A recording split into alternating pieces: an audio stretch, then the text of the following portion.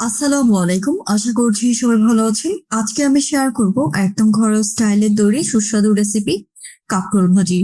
রেসিপিটা খুবই সহজ আর স্বাদে অসাধারণ। চলুন তাহলে শুরু করা যাক। প্রথমে এখানে আমি প্যানে তেল নিয়ে নিচ্ছি। তেলের পরিমাণটা একটু পরিমাণ মতো দিয়েছি। এবার তেলটা গরম হয়ে গেলে এখানে আমি পেঁয়াজ কুচি অ্যাড করে দিব। পেঁয়াজ কুচি কতটুকু পরিমাণে আমি দিয়েছি সেটা দেখতেই পাচ্ছেন। ভাজিতে একটু তেলের পরিমাণটা এবং পেঁয়াজের পরিমাণটা বেশি দিতে হয়। এবার এখানে আমি রসুন কুচি দিয়ে দিচ্ছি। এই তো পরিমাণে একটা রসুন পুরোটাই কুচি করে দিয়ে দিয়েছি। এই পর্যায়ে আমি দিয়ে দিচ্ছি কাঁচামরিচ। কাঁচামরিচটা আমি কিভাবে করে মাঝখান দিয়ে পেড়ে তারপরে দিয়ে দিয়েছি। এই পর্যায়ে পেঁয়াজ, রসুন, কাঁচামরিচ এগুলো ভাজা হয়ে গেলে এখানে আমি লবণ অ্যাড করে দিচ্ছি, দিয়ে দিচ্ছি এখানে হলুদের গুঁড়া এবং এখানে অ্যাড করে দিচ্ছি কিছুটা পরিমাণ ধনিয়ার গুঁড়া। দিয়ে একটু ভালোভাবে নাড়াচাড়া করে নিচ্ছি।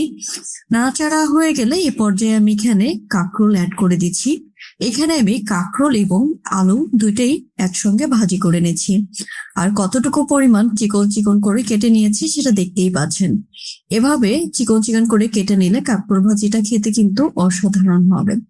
যদি কখনো এভাবে করে কাঁকরোল ভাজি না করেন তাহলে অবশ্যই একবার হলেও এভাবে করে কাঁকরোল ভাজি করে খেয়ে দেখবেন। আমি এখানে পরিমাণে 250 গ্রামের মতো কাঁকরোল নিয়েছি, তার সঙ্গে 2টা পরিমাণ আলু দিয়ে দিয়েছি।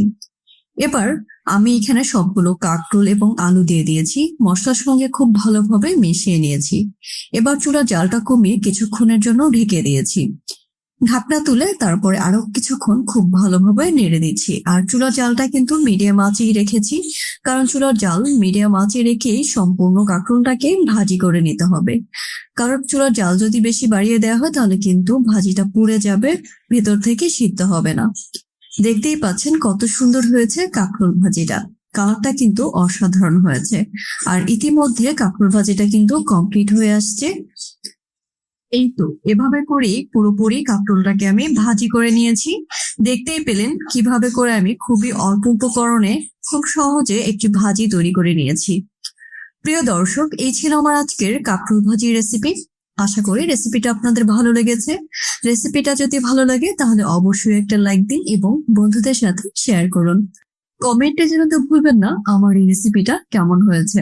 পরবর্তী রেসিপিতে আবার দেখা হবে ইনশাল্লাহ। সবাই ভালো থাকবেন, সুস্থ থাকবেন। সবাইকে অসংখ্য ধন্যবাদ আমার ভিডিওটা দেখার জন্য। আল্লাহ হাফেজ।